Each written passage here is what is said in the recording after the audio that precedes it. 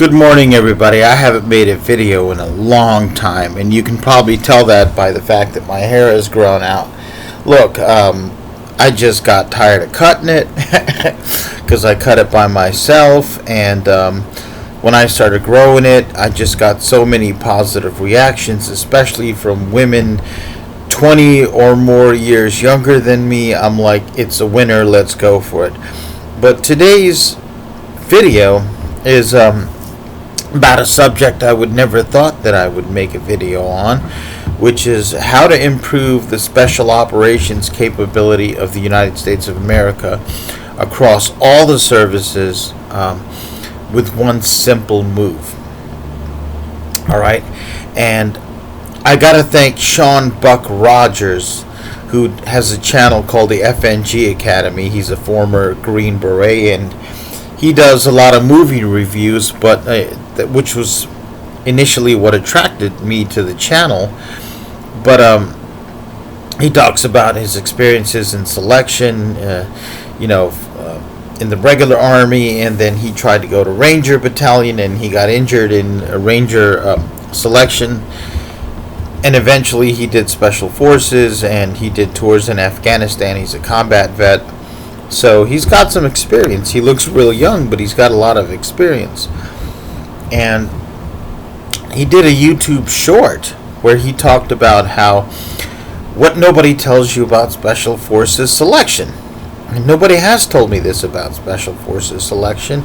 And I've since then researched the topic and learned this definitely is something that happens in Ranger School, which is one of the most important leadership schools in the military, and certainly the Army. Like, your career can make or break in Ranger School. If you're an infantry officer, if you're an officer in general, and for a lot of NCOs, it's very important, right? And I'm starting to think that many other special operations and even non-special operations military courses that are crucial have this process. And I'm going to present the logical case why I think it is wrong. It's called peer review by the students of the students. And normally peer review is good in a lot of fields, but this assumes that they're qualified. So for example, if I'm a banker and you're a banker and we work for the same bank and we're CEOs or we're bank tellers, we could give each other critique. We should. Here's the issue, though. First of all, in order for us to give each other critique, we'd have to really know what's going on with the other person. We'd have to have that information. And oftentimes in any field, when you're working, you're concentrating on what you're doing. Or if you're a supervisor, you're concentrating on what you're doing and what your people are doing. And oftentimes the other person is a competitor, right? And you only see them in that's a competition. We got to beat them. If they're doing something better than us, maybe we'll adopt it. If they're doing something worse, it often doesn't register, right? But what if you're not qualified? One thing I hear from military people over and over again is they chafe. They get really irritated and angry about the concept of non-military people making decisions for the military. They really don't like civilian oversight. I see a lot of, frankly, very stupid memes. I've seen it from the Marines and from Army people of, a guy in a full kit, backpack, helmet, rifle. If you never wore this, you shouldn't be able to tell the military what to do. And I've argued with them online. Some of them are people I went in the military with. No. Civilian oversight is one of the best ideas we have for the military. If you let the military make its own decisions, we will never not be at war. Okay? There's a lot of financial incentives for us to be at war if you're in the military. Higher pay, greater chances for advancement, good stuff on your SRB, career advancement, things like that. So, civilian oversight. And, we, the people, are supposed to oversee our politicians. We don't often do a good job of staying up on politics, right? But military people intuitively say, if you don't do what I do, you shouldn't be able to judge what I do. And I understand that human impulse. However, let's think about this. That would mean that if you've never been a SEAL, you've never been a Green Beret, you've never been a MARSOC, you've never been a recon, you've never been a pararescueman, so on and so forth. If you haven't graduated the school and actually done it for a while and proven your worth, you should not be able to judge who would make a good SEAL, who would make a good Green Beret, who would make a good pararescueman, right? We don't do this in any other field. It's actually interesting how this became a part of our system, right? For example, we don't let high school students do peer reviews every semester and decide who should be getting the good grades and who should be getting the bad grades. They don't know how to graduate high school, right? They're learning how to do good grades themselves, and some people just naturally excel at certain things, don't even try that hard, and they see someone trying hard, they're like, he must really suck at this. But in actuality, the person trying hard and stumbling along the way and barely scraping by might know more about how to improve your grades and your performance than the other person. So I've heard FNG Academy says, especially in Special Forces selection and in Ranger School, every week, especially during the hard parts, you're filling out peer reviews. But you're not a peer in the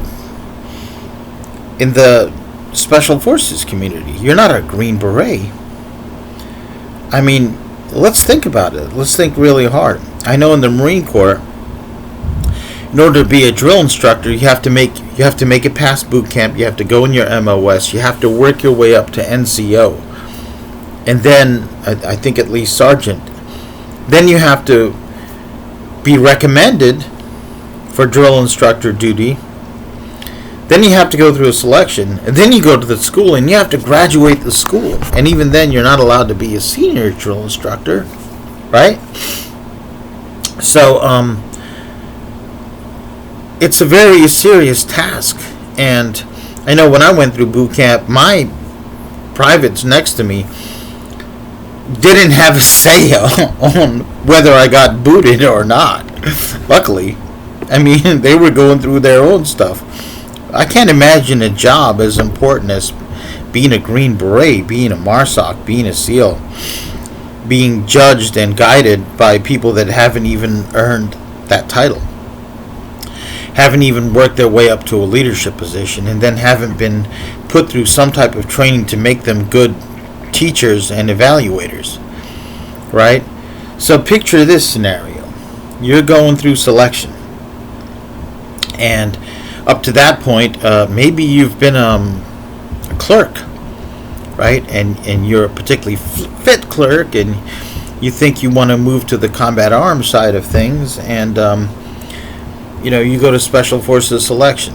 I've heard Delta Force will consider anybody from any field in the Army, not just infantry. But let's say you recently switched over and you went to an infantry unit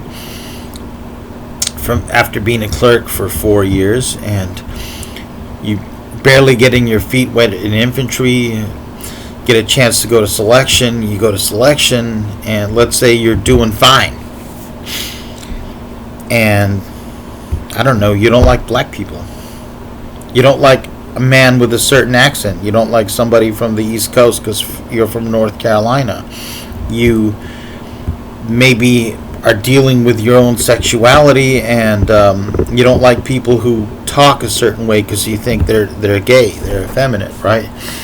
And every time you do a peer review, you mark that person low, and you even talk to people around you. I don't think that guy's good. He could be physically fit, he could be passing his classes. You're like, I don't think he's the kind of person we want standing next to us.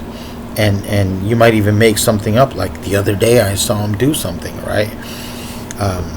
And really it's because you don't like his accent, you don't like the fact that he's black or Chinese, right? You could develop a voting block. I don't see how this is professional. I don't see how this is what they think it is. It seems to me one of the least effective, least logical methods for deciding, right? Because from what Sean Buck Rogers said in FNG Academy, if you get enough of this, it begins to sway the instructors, and they have the power to drop you. They have the power to drop you at any time, right? And they can also do things to put pressure on you to make you drop out. I'll give you an example. I'll never forget this. This kid's name was Abdul. He was of Arabic descent, and he got through boot camp, and I went to infantry school. I went from Paris Island all the way to California, Camp Pendleton, for infantry school. And this kid Abdul was in my platoon, and the instructors just hated him. They hated his Arabicness. They hated his name, right? They would even say, "Where's my terrorist at?" And every single moment, that every chance that they had, they would just make him do bends and thrusts, and mountain climbers and push-ups and bend and thrust. In Paris Island, we called it getting dug, and in California, they called it getting bent, right? And they would bend him in front of the platoon every chance. We'd be on a route march with all of our gear for 3 or 4 miles. We'd get to the range. Immediately we'd get there, Abdul would be called in front of the formation, and he'd be bent, and over for nothing. Like they would even tell him, he'd be like, "Sergeant, what did I do?" "Nothing, just bend." They'd do it over and over again, and then we'd do our shooting, and then we'd go back and they'd bend him again, and eventually they get after a couple weeks of this, he went AWOL. He'd had enough, and I think physically the kid was in shape. I don't think it was physically kicking his ass as much as it was mentally kicking his ass, as the sergeants were letting him know, "We don't want you there," or at least a couple of them were. "We don't want you there." Why? Because you're an Arab.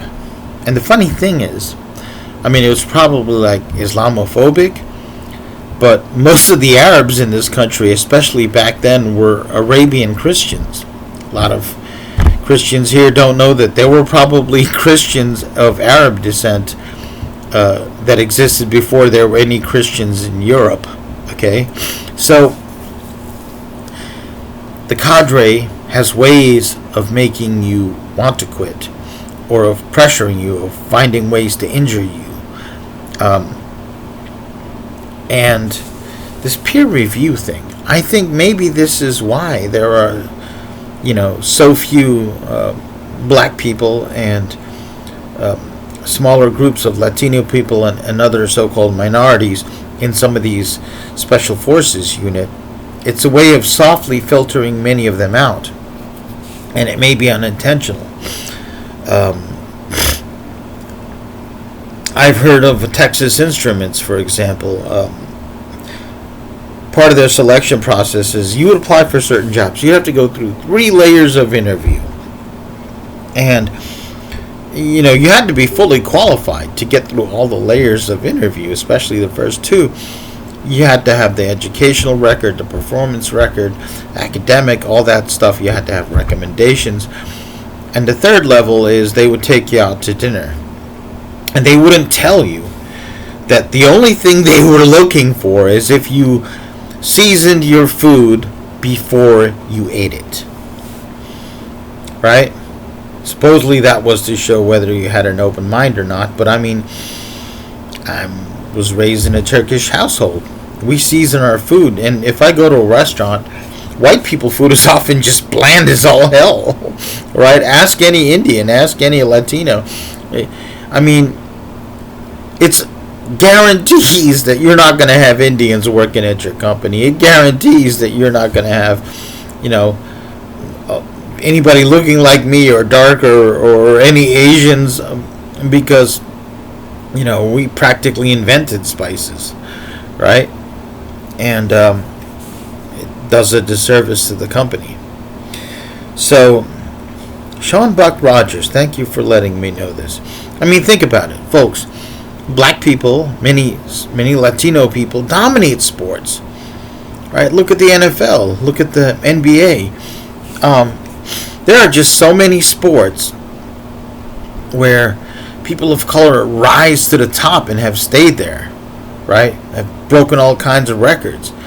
And this is even after over a century or more in America of not being allowed to play these sports, right? So you would think that a very physically oriented thing like the military, special operations, would be jam-packed with minorities, and even more greater percentage than in the general population. And certain groups, no. I do get the swimming thing, but a man can be taught to swim, right? A man can be taught to swim, and has been, right? It doesn't matter whether they're white or black or something. I know many inner city communities just don't have access to a pool and swimming instruction, but a man can be taught to swim. I was in boot camp. I was a poor swimmer. My swimming improved. Over time, my swimming got better when I was in security forces in Fast Company, right? I really think the military should look into this. Most really important schools in all of the world in all topics have objective standards for who graduates, and those that allow people to be dropped are very careful about making sure that the reasons why you drop a person are related to the job. Okay? And I don't know. Sean Buck Rogers, your FNG Academy really opened my mind to this, and I'm going to really start looking into this because it's of interest to me. Anyway, thank you, Sean. Thank you, FNG Academy, and you have a nice day.